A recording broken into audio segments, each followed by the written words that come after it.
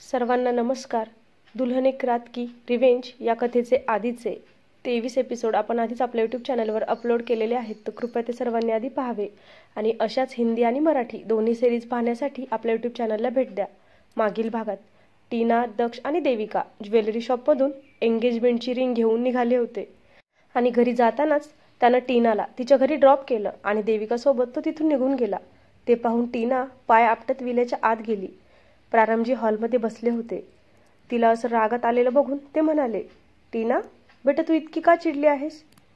तिकडे काही झालं का? दक्ष काही बोलला का तुला? टीना नाराजगीच्या सुरात म्हणाली, डॅड, ती देविका, मी तिला दक्षच्या घरात पाहिलं. ती तिथेच राहते वाटतं. तो अजूनही तिचंच सगळं ऐकतो. मला त्याच्यावर अजिबात विश्वास नाहीये डॅड. तो म्हणतो की त्याचं माझ्यावर प्रेम आहे, पण मला नाही वाटत डॅड, तो माझ्यावर प्रेम करतो. डॅड, मग तुम्हीच सांगा, मी त्याच्यासोबत कसं लग्न करू? हे लग्न करून माझा काय फायदा? आता प्रारंभजी तिच्या जवळ गेले आणि तिला म्हणाले, टीना, अगं तू माझी मुलगी असून असं कसं बोलू शकतेस? तुझं फक्त दक्षच्या प्रॉपर्टीवर लक्ष हवं, त्याच्यावर नाही. तो काय करतो आणि काय नाही याच्याशी आपल्याला काही देणं घेणं नाही. कळतंय ना बेटा तुला मी काय सांगतोय? अगं 100 बिझनेसमॅन त्याच्या एकट्यासमोर जरी उभे राहिले तरी एकट्या दक्ष देशमुखची बराबरी कोणीच करू शकत नाही. समजलं का? आणि तुला त्या फडतूस मुलीसाठी इतकी मोठी प्रॉपर्टी सोडायची आहे का? अगं त्या मुलीला आपण कधीही उचलून गायब करून मारू शकतो.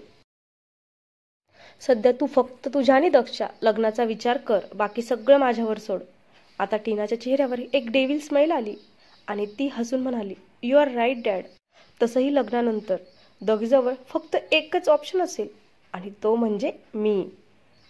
ती स्वतःकडे बोट करत म्हणाली, आता पुढे. गुड, प्रारंभजी म्हणाले. इकडे दक्ष देविका देशमुख मेन्शनला पोहोचले होते.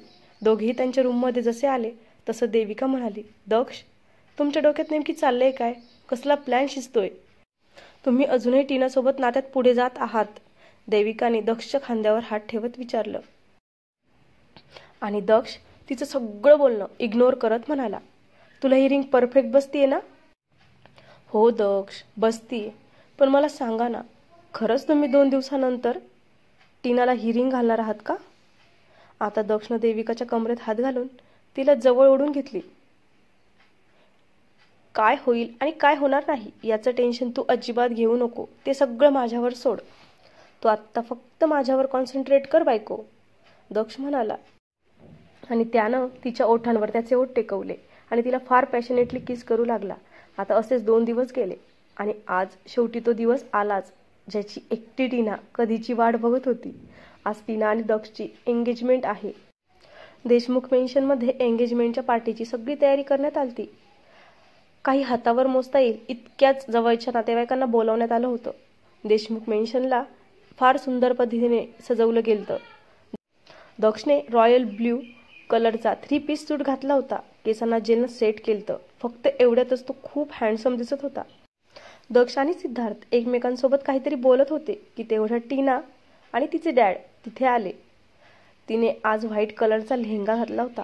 केसांना मोकळं सोडलं होतं. डार्क लिपस्टिक आणि खूप सारा मेकअप तोंडावर थापून लेपून एवढा सगळा तामझाम करून सुद्धा ठीकठाकच दिसत होती. आल्या आल्याच तिनं दक्षच्या गालावर एक किस केला. Baby, I am so happy. मला विश्वास बसत नाहीये, आज आपली एंगेजमेंट आहे. आज मी खूप खूप खूप खुश आहे. I love you baby.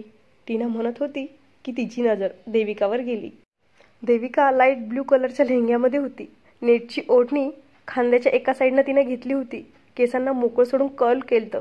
गळ्यात ब्ल्यू कलरचा डायमंड नेकलेस, कानात मोठमोठे इयरिंग, ओठांवर लाईट पिंक कलरची लिपस्टिक. देविका खूपच अप्रतिम सुंदर दिसत होती. ती इतकी सुंदर दिसत होती की टीनाची नजर सुद्धा तिच्यावर टिकली आणि तिच्या नजरेचा पिच्छा करत दक्षनं त्या दिशेला पाहिलं तर देविका जिन्याच्या पायऱ्या उतरत खाली येत होती. तिला बघून दक्षच्या हृदयात घंटी वाजायला लागली. त्याचं हृदय जोर जोरात धडधड करायला लागलं.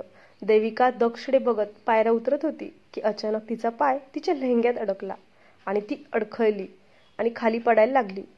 आणि आता ते आपल्या हिरोनं पाहिलं तसं दक्षनं टीनाला स्वतःपासून पटकन बाजूला केलं आणि तिच्या दिशेने तो पळाला. तिच्या कमरेत त्यानं हात घातला आणि तिला जवळ ओढून घेतली आणि सावरली.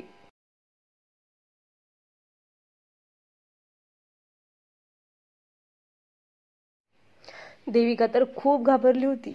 तिच्या हातातलं ताट पडता पडता वाचलं. तिच्या ताटातील सगळी फुलं वर फेकली गेली आणि त्या दोघांच्या अंगावर पडली. दक्षचा हात तिच्या उघड्या कमरेवर होता आणि तो तिच्या डोळ्यात पाहत होता आणि ती भेदरलेल्या घाबरलेल्या नजरेने त्याच्याकडेच पाहत होती. जसं काय आज पहिल्यांदा तिच्याकडे बघतोय असं एकटक आणि इतक्या जवळून दक्ष तिला पाहत होता आणि त्याची नजर गेली तिच्या गुलाबी ओठांकडे. आता दोघे एकमेकांच्या डोळ्यात टक लावून पाहत होते. एकमेकांशी जुनी ओळख पुसून एक नवीन ओळख करून घेत होते. खूप खूप सुंदर दिसत आहेस, दक्ष हळूच तिच्या कानात म्हणाला आणि देविकानं लाजून तिची नजर खाली झुकवली. तिचं ते गोड लाजणं बघून तर त्याच्या हृदयाचं पाणी पाणी झालं आणि त्याला त्याच्या भावना असह्य व्हायला लागल्या. तो तिच्या त्या गुलाबी नाजूक ओठांकडे झुकायला लागला. आता टीना पळत पळत इथे आली. बेबी सोड तिला, ती ठीक आहे, टीना त्याला देविकापासून दूर करत म्हणाली. तसं दक्षनं निराश होऊन त्याची मान नकारार्थी हलवली. टीनानं त्याच्या हाताला पकडलं आणि त्याला स्टेजवर घेऊन गेली.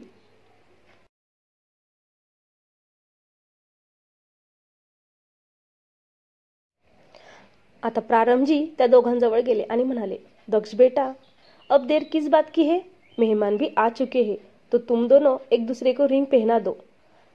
और टीना ने स्माइल के साथ कहा, इज डैड. आता दक्ष आणि टीना दोघेही जवळजवळ उभे झाले. प्रारंभजींनी टीनाच्या हातात एक रिंग दिली.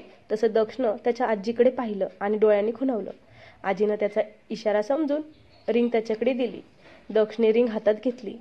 ते पाहून इकडे देविकाच्या हृदयाचे ठोके वाढले. ह्यांच्या डोक्यात नक्की काय सुरू आहे काहीच कळेना. तिला पुढे काय होईल याचं खूप टेन्शन आलं. तिचे डोळे पाण्याने डबडबले. तरीही एकटक ती त्यालाच बघत होती. टीनाने दक्षला हात पुढे करण्याचा इशारा केला. तसं दक्षने पण हसूनच त्याचा हात पुढे केला. आता इतक्या वेळ देविकाचं जोरजोरात धडकत असणारं हृदय अचानक स्थिर झालं. जसं की एका क्षणासाठी जागीच थांबलं. तिचं मन बुद्धी सगळं स्थिर झालं. हात पाय सुन्न पडले होते.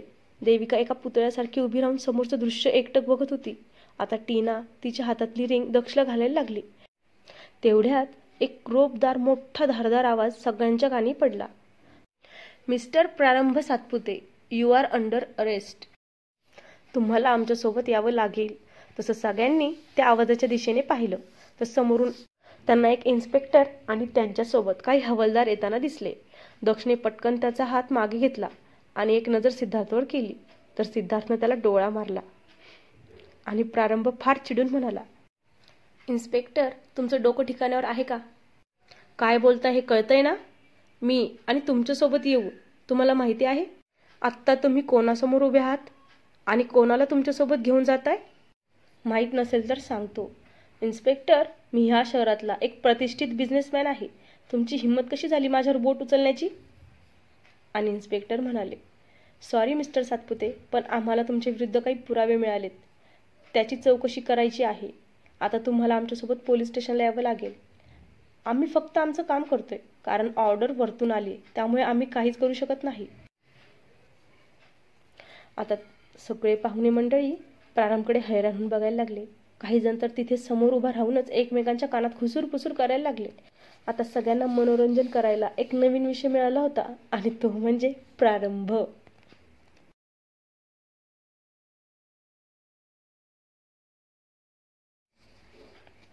आणि ते पाहून प्रारंभ म्हणाला, इन्स्पेक्टर साहेब, थोडं बाजूला येऊन बोलूयात का? मला जरा महत्त्वाचं तुमच्याशी बोलायचं आहे. तसं इन्स्पेक्टरने दक्षकडे एक नजर केली तर दक्षने डोळ्यांनी नाही म्हणून इन्स्पेक्टरला खुणावलं. आणि इन्स्पेक्टर म्हणाले, सॉरी मिस्टर प्रारंभ, पण आमच्याकडे इतक्या वेळ नाहीये. आता जे काही बोलायचं असेल ते डायरेक्ट पोलीस स्टेशनमध्ये बोलू. इन्स्पेक्टर फार अदबीनं त्याला म्हणाले. पण इन्स्पेक्टर, आत्ता माझ्या मुलीची एंगेजमेंट आहे. तुम्ही थोडा वेळ थांबता का? फक्त एवढी एंगेजमेंट होऊन द्या, मग मी तुमच्यासोबत येतो, प्रारंभजी इन्स्पेक्टरला रिक्वेस्ट करत म्हणाले. सॉरी मिस्टर सातपुते, मी तुम्हाला आधी पण म्हणालो, आम्ही तुमचं फंक्शन पूर्ण होईपर्यंत नाही थांबू शकत. वरतून तशा ऑर्डर आहेत. आम्हाला वेळेत रिपोर्ट द्यायचा आहे. तुम्हाला आमच्यासोबत आत्ता लगेच यावं लागेल, इन्स्पेक्टर जरा कडक आवाजात म्हणाला. तसं प्रारंभनी एक नजर सगळीकडे फिरवली आणि म्हणाला, दक्ष बेटा, टीना बेटा, तुम्ही दोघं कंटिन्यू करा. काही झालं तरी ही एंगेजमेंट थांबता कामा नाही. मी थोड्याच वेळात परत येतो.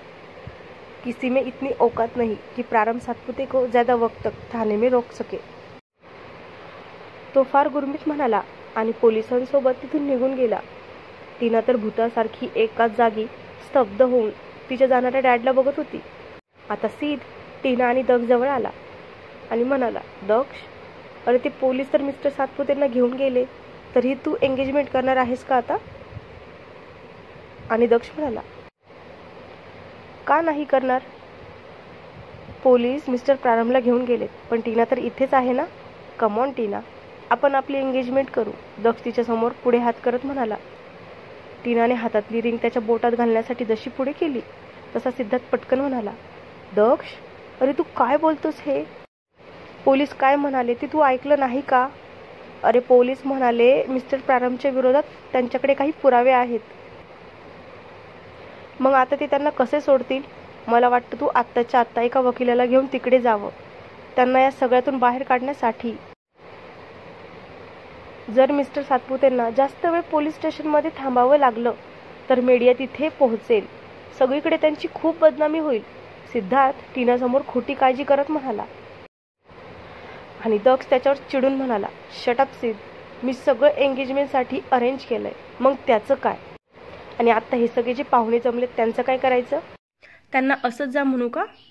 माझी टीना बेबी किती दिवसांपासून या क्षणाची आतुरतेने वाट बघतीये आणि तू म्हणतोस की हे सगळं सोडून मी तिकडे जाऊ? जे होतंय ते होऊ दे. आता काही जरी झालं तर ही एंगेजमेंट थांबणार नाही, कळलं तुला? दक्ष चिडून सिद्धार्थला म्हणाला. आता टीनाने दक्षच्या हाताला पकडलं आणि म्हणाली, बेबी, तू असं कसं बोलू शकतोस? आय नो तुझं माझ्यावर खूप प्रेम आहे आणि माझंही तुझ्यावर तितकंच प्रेम आहे, पण आपण डॅडला असंच नाही ना रे सोडू शकत. सिद्धार्थ बरोबर बोलतोय. आत्ता खरंच मला एका वकिलाला घेऊन तिथे गेलं पाहिजे. मी जाण्याआधी तिथे जर मीडिया पोहोचली तर खूप मोठा प्रॉब्लेम होईल. आणि दक्ष म्हणाला, टीना, तुला जायचं असेल तर मी थांबवणार नाही, तू जा, तुझं कर्तव्य कर. आणि टीना म्हणाली, पण बेबी मग आपली एंगेजमेंट? टीना उतरत्या चेहऱ्याने त्याला म्हणाली. आणि दक्ष म्हणाला, अगं ती तर कधी पण होईल. आता टीना फार निराश होऊन तिथून निघून गेली. ती जाताच दक्ष, सिद्धार्थ, आरुष, आजी सगळे एक साथ मोठमोठ्यानं हसायला लागले आणि देविका चकित होऊन सगळ्यांना बघायला लागली आणि जरा मोठ्यानंच म्हणाली, मला जरा सांगताल नेमकी तुमच्या सगळ्यांचं काय चाललंय ते? तसं दक्षने सगळ्यांसमोर तिच्या कमरेत हात घालून तिला जवळ ओढून घेतली. वाय नॉट बायको, पण त्याआधी एंगेजमेंट तर होऊन दे. देविका आश्चर्यचकित होऊन पुन्हा सगळ्यांकडे पाहायला लागली. एंगेजमेंट? कोणाची एंगेजमेंट? देविकानं न समजून विचारलं. आता दक्षने तिला स्वतःपासून थोडं बाजूला केलं. तिच्या हाताला पकडून त्याच्या हातातली ती डायमंड रिंग देविकाच्या नाजूक गोऱ्या बोटात घालून त्यावर प्रेमाने किस केला आणि देविकाच्या चेहऱ्यावर हसू उमटलं. दक्ष? तिच्या तोंडून आनंदाने फक्त एवढे शब्द बाहेर पडले. तिचं मन आनंदाने भरून उसंडून वाहत होतं. सगळ्यांसमोर तिला तिच्या भावना व्यक्त करता येत नव्हत्या. पाहुण्यांमध्ये दक्षचे सगळेच बिझनेस फ्रेंड होते आणि आता देविकानेही आनंदाने दक्षच्या बोटात अंगठी घातली. तसं सगळ्या पाहुणे मंडळींनी त्यांच्यावर टाळ्यांचा वर्षाव केला. सिद्धार्थ, आरुष, पियू आणि आजी सगळे दक्ष आणि देविकाला एकत्र बघून फार खुश होते. आता सगळे पार्टी एन्जॉय करण्यात मग्न झाले. काही वेळात पाहुणे मंडळी लंच करून निघून गेली आणि त्याचबरोबर त्यांची पार्टी संपली. सगळे एकसाथ हॉलमध्ये येऊन सोफ्यावर बसले आणि देविका म्हणाली, दक्ष, मला आता तरी नीट सांगताल का बाहेर काय चाललं होतं? तुम्ही तर शेवटच्या क्षणापर्यंत एंगेजमेंट करायला तयार होता ना? आणि जर टीना सुद्धा तयार झाली असती तर? तिनं तुमच्या बोटात ती रिंग घातली असती तर? देविकानं तिची शंका व्यक्त केली. आणि सिद्ध म्हणाला, कशी घातली असती वहिनी? आम्ही तिच्या डोक्यात मीडियाची भीती जी घातली होती. सिद्धार्थ हसत तिला म्हणाला. आणि आजी म्हणाल्या, दक्ष, मला वाटतं हा सगळा तुमचाच कारभार दिसतोय, बरोबर ना? आणि दक्ष फार ॲटिट्यूडमध्ये खुश होत म्हणाला, ऑफकोर्स आजी, हे सगळं आम्हीच केलं, तेही प्लॅनिंगनी. आणि आमचा प्लॅन सक्सेसफुल झाला सुद्धा. अब प्रारंभ के बर्बादी का समय आ चुका है. अब ये खेल बहुत ही जल्द खत्म होगा. शुरू उसने किया, खत्म हम करेंगे. सगळेच फार आशेने आता दक्षकडे बघायला लागले. आणि सिद्ध म्हणाला, दक्ष, अरे तो प्रारंभ आता काय करत असेल रे? जेलमधून कसं सुटायचं म्हणून डोक्याला हात लावून विचार करत बसला असेल, नाही का? सिद्धार्थ हसत म्हणाला. नहीं सिद्ध, वो सर पर हाथ रखते बैठने वालों में से नहीं है। वो इस वक्त अपनी शैतानी दिमाग में जरूर कुछ पका रहा होगा।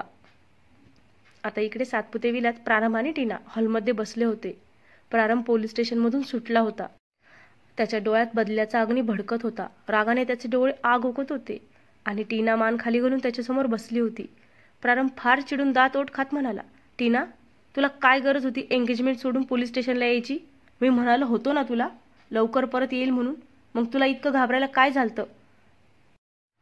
टीना, तुम तो देशमुख मेंशन की ओर जाने वाली पहली सीढ़ी में ही फिसल गई.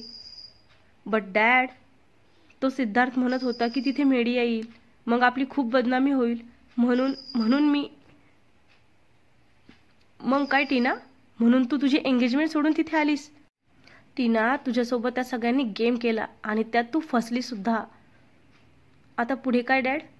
दक्ष माझा कधीच नाही होऊ शकत का? आणि प्रारंभ म्हणाला, अगं दक्ष तुझंच आहे. आणि हे जे सगळं झालं ना, मी 100% खात्री देऊन सांगतो, हे सगळं दक्षनेच केलंय. अगदी महत्त्वाच्या क्षणाला असं पोलिसांचं येणं, मग तुला वेड्यात काढून तिथून पाठवणं. दक्ष, तू किती पण हुशारी कर, पण या प्रारंभ सातपुतेच्या पुढे नाही जाऊ शकत. आज पण तुझे सगळे धागेदोरे माझ्या हातात आहेत. तू अजूनही माझ्या तालावर नाचायला मजबूर आहेस. आणि आता तरीही त्यानं माझं नाही ऐकलं तर मग मी त्याला सगळ्या जगासमोर बदनाम करेल. प्रारंभ राक्षसी हास्य करत म्हणाला.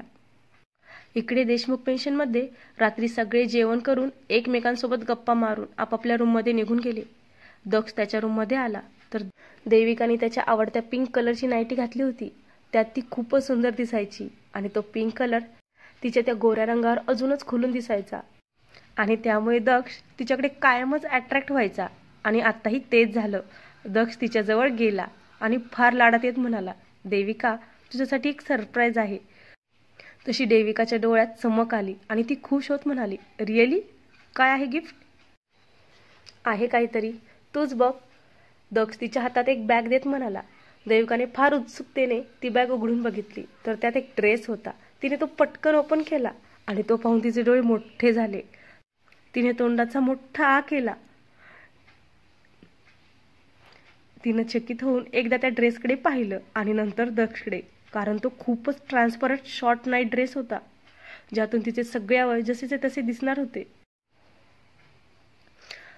त्यावर फक्त हलकसं नेट होतं आणि तो ड्रेस जास्तीत जास्त तिच्या मांड्यांना कव्हर करेल इतकाच होता. दक्ष, ती जोरात ओरडली, हे काय आहे? तुम्ही माझ्यासाठी असला ड्रेस आणला? आता दक्षला तिचे त्या चेहऱ्यावरचे एक्सप्रेशन पाहून फारच हसायला येत होतं. त्यानं हसतच होकारार्थी मान हलवली. हो, तुझ्यासाठी नाही तर मग कोणासाठी मी असा ड्रेस आणेल बायको? माझ्या एकुलत्या एक बायकोसाठी फक्त. दक्ष फक्त या शब्दावर जोर देत म्हणाला, शी, मी असे कपडे नाही घालत दक्ष, तुम्हाला चांगलंच माहिती आहे ना. आणि तुम्हाला असे कपडे कधीपासून आवडायला लागले? देविकाने चिडून त्याला प्रश्न केला. तसं त्यानं पटकन तिला स्वतःजवळ ओढली आणि म्हणाला, बायको, अगं तुला फक्त माझ्यासमोरच तर हा ड्रेस घालायचा आहे ना. माझ्या समोर घालण्यात कसली आली लाज?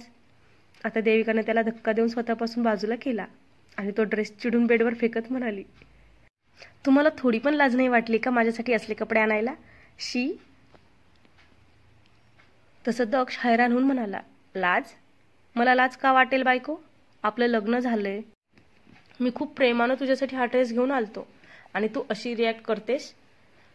मला तुला या ड्रेसमध्ये बघायची इच्छा होती. आणि देविका त्याचा कान पकडत म्हणाली, काय म्हणालात?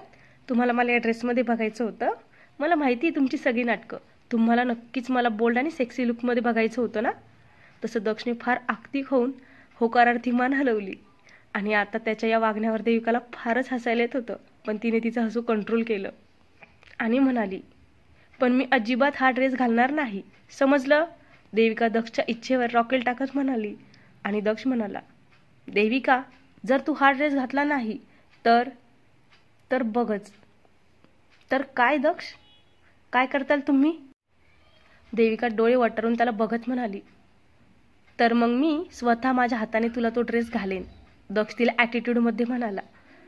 त्यानं तिला त्याच्या मिठीत उचलून घेतली आणि क्लोजेट रूमच्या दिशेने निघाला. आता देविका तो ड्रेस स्वतः घालते की दक्ष तिला स्वतःच्या हाताने तो ड्रेस घालतो हे कळेलच, तेही पुढच्या भागात. तोपर्यंत आपल्या नवीन हिंदी कथेचा आनंद घ्या. त्यात नवीन 2 कॅरेक्टर ॲड झालेत, वैशाली आणि अमृत. वैशाली फार तिखट बनारसी मुलगी, नुसतीच आग ओकणारी, फुल टपोरी लाईक गुंडी, आणि तितकीच मनमिळावू सुद्धा, अगदी जशाच तशी. तर अमृत शांत, अगदी गरीब गाय. आता याआधी तुम्ही सम्राट आणि सोनाची जोडी आणि त्यांचा रोमॅन्स, त्यांची भांडणं, त्यांचे मतभेद याआधी एन्जॉय केलेच असेल.